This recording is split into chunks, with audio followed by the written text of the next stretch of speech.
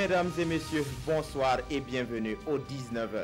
Le Burkina Faso, pour son troisième passage à l'examen périodique universel, dit non à 20 recommandations des Nations Unies. Parmi ces recommandations rejetées, notez que le Burkina Faso refuse de condamner les châtiments corporels d'un parent porté sur son enfant. Dans ce journal, nous irons également à Di, dans le Sourou, pour une visite du Centre régional de recherche environnementale et agricole du Nord-Ouest. Le ministre en charge de la recherche et de l'innovation y était en fin de semaine pour toucher du doigt les différents champs de variétés de riz. Des détails tout à l'heure dans ce journal. Le Burkina Faso refuse d'accorder des droits aux homosexuels. Le Burkina Faso refuse aussi de condamner un père ou une mère de famille qui inflige des châtiments corporels à son propre enfant. Ces refus étaient au départ des recommandations des Nations Unies dans le cadre de l'examen périodique universel.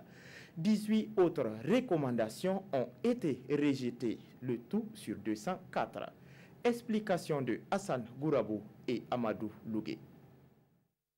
Ces acteurs réunis à Bobo-Dioulasso font un état des lieux de l'EPU, l'examen périodique universel, un rendez-vous international qui passe à la loupe une série de recommandations formulées à l'endroit des différents pays membres des Nations Unies. Cet exercice consiste à porter ces recommandations à la connaissance des acteurs nationaux de promotion et de protection des droits humains pour voir quelles sont les mesures appropriées que nous allons adopter au sein de notre pays pour mettre en œuvre ces recommandations. 204 recommandations ont été faites au Burkina Faso, 184 ont été acceptées. Pour les recommandations acceptées, ce sont celles qui sont en phase avec la politique nationale en matière de droits humains.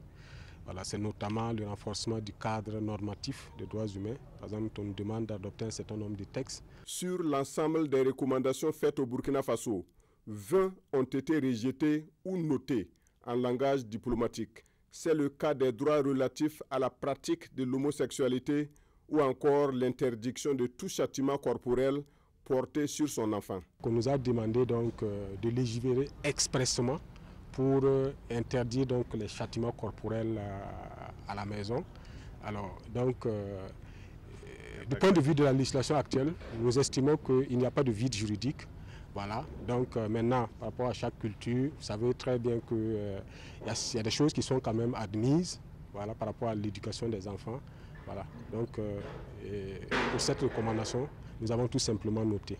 L'examen périodique universel est un mécanisme des Nations Unies qui vise à améliorer la situation des droits de l'homme dans chacun des 193 pays membres des Nations Unies.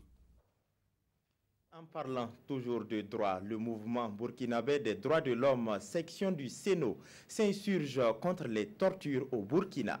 Le samedi passé, le mouvement a outillé ses membres sur le cadre juridique et les mécanismes de prévention de la torture au Burkina. La rencontre tenue sous forme de conférence a également touché les acteurs de la chaîne judiciaire. Souleymane Kwanda, Sekou Zongo. Une projection vidéo pour planter le décor de cette conférence afin d'informer et de sensibiliser les acteurs de la chaîne judiciaire sur l'interdiction de la torture au Burkina Faso. La section Sénat du mouvement burkinabé des droits de l'homme et des peuples entend par la présente conférence accompagner les forces de défense et de sécurité. C'était aussi pour la section du Sénat de marquer quand même sa collaboration avec les FDS. Avec ce temps actuel que vous connaissez d'insécurité au Sahel, c'est une façon de d'abord faire connaître ce module-là en FDS. Articulé en 2 modules, cette conférence a fait la part belle au cadre juridique de la torture, mais aussi ses mécanismes de prévention. La notion de la torture, c'est une interdiction ferme. Donc, il n'y a pas de raison. On a dit qu'il n'y a pas une circonstance qui peut expliquer l'usage de la torture au Burkina. On a ratifié des conventions, on a pris même des lois au plan national qui interdisent fermement la torture. La législation burkinabé condamne tout acte de torture et selon le conférencier, l'agent public coupable de pratique de torture encourt une amende de 300 000 à 1 500 000 francs CFA et une peine de 5 ans à une réclusion à perpétuité. Je vous le disais en titre, le ministre en charge de la recherche et de l'innovation, Alkassoum Maïga, était le week-end passé au Centre de recherche agricole et environnementale de Di. Il est allé toucher du doigt les travaux d'expérimentation de nouvelles variétés de riz. Et selon les premiers constats, de bonnes nouvelles sont à l'horizon. Serge Somda et Christophe Traoré. 2 hectares de riz FKR 19 et 1 hectare de riz FKR 64, c'est sur ces sites que l'Institut de l'environnement et de recherche agricole INERA de Di dans le Sourou, en collaboration avec les producteurs de Niassa, produisent de la sémence de base de riz. Le ministre des Enseignements supérieurs, de la recherche scientifique et de l'innovation touche ici du doigt les expérimentations faites sur ces sites. Il y a une parfaite maîtrise du processus parce que les producteurs ont pu déjà nous expliquer comment ils travaillent, mais aussi nous faire le point par rapport au rendement escompté, ce qui d'ailleurs se retrouve être au-delà de ce que les recherches théoriques en station ont pu révéler. C'est avec joie que ces producteurs sémenciers accueillent les visiteurs du jour et c'est une occasion pour eux d'évoquer des doléances. En vérité, nous sommes contents des acteurs. Si tu produis avec un vieux stock de semences, tu n'auras pas un bon rendement. Si nous produisons de la semence de base et ensuite mettre à la disposition des producteurs, c'est intéressant. Mais ce sont les oiseaux, notre souci majeur.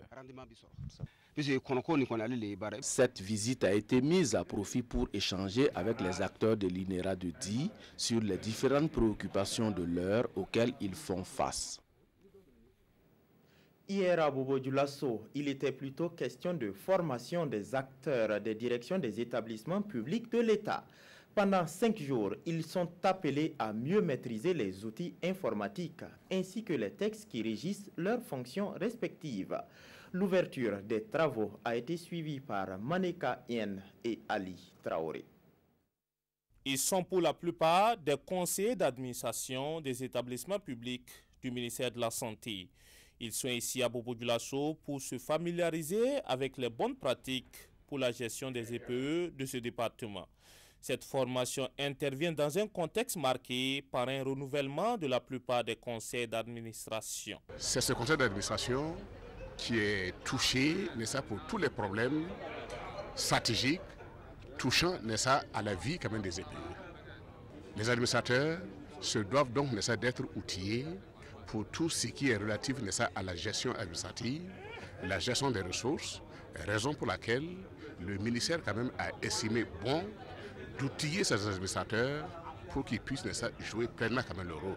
Pour faire de ces participants des modèles à suivre dans leurs différentes structures, plusieurs thèmes s'avèrent plus que nécessaires à dispenser. Durant 5 jours donc, ils vont apprendre des notions sur leur rôle et leurs responsabilités dans le fonctionnement d'un établissement, mais pas seulement.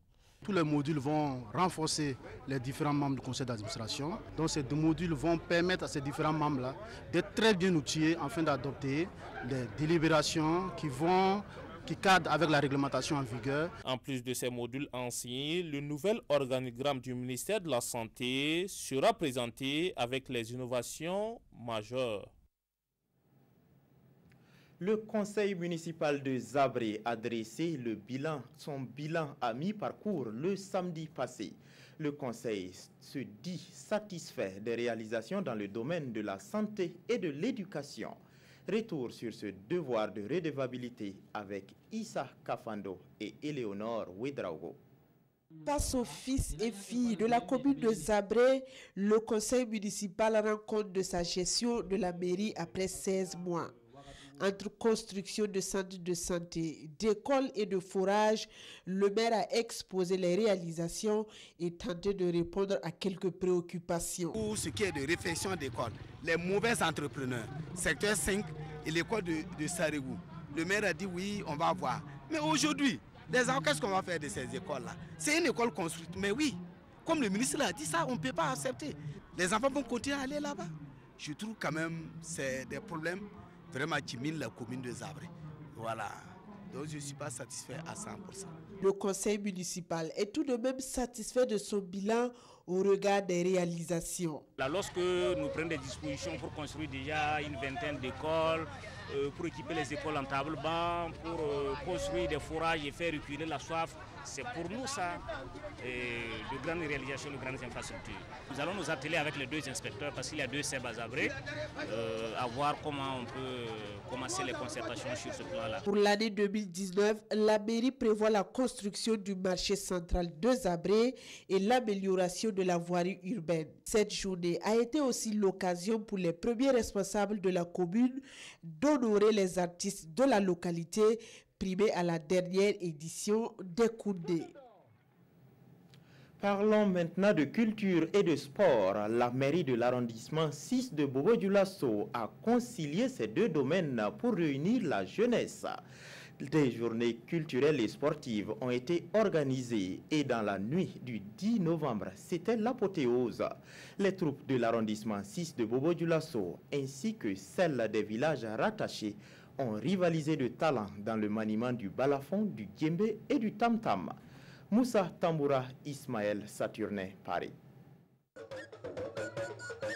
C'est une philosophie exprimée ici, à travers ce rendez-vous avec les populations de l'arrondissement 6 de Bobo-Dioulasso. Leur offrir un cadre d'épanouissement et surtout de promotion d'une bonne cohésion sociale. Et c'est à travers une activité culturelle que cette idée se concrétise. Il s'agit tout simplement de contribuer au rayonnement de la culture au niveau de tout le Burkina Faso. Ça consistait à à organiser des rencontres, à tourner dans les villages, donner le bien fondé de l'organisation, expliquer d'abord. Tour à tour, les artistes locaux se sont succédés sur la tribune pour tenir le public en haleine. C'est l'occasion aussi pour les compétiteurs en jeux de société, volleyball et football, de recevoir des prix. Un bilan de l'activité jugé satisfaisant. L'organisation a été très bien reçue. On est très contents. Vraiment, je peux dire que c'est un pari gagné. Nous sommes très contents par le maire de l'arrondissement numéro 6, nous les habitants de Lafiaboulou. Vraiment, c'est une grande fête pour nous. Nous sommes très joyeux. On est dans la fête. Cette activité culturelle et sportive de l'arrondissement 6 de Bobo-Dioulasso est la première du genre du conseil municipal présent. Le maire et son équipe n'attendent pas s'arrêter là. Ils comptent bien vouloir réussir encore l'année prochaine à réunir les fils et les filles de ces 6 secteurs et ceux de ces 7 villages rattachés autour de la même vision. C'est tout pour ce journal. Merci de l'avoir suivi. Juste après, retrouvez votre feuilleton Taste of Love. Bonsoir.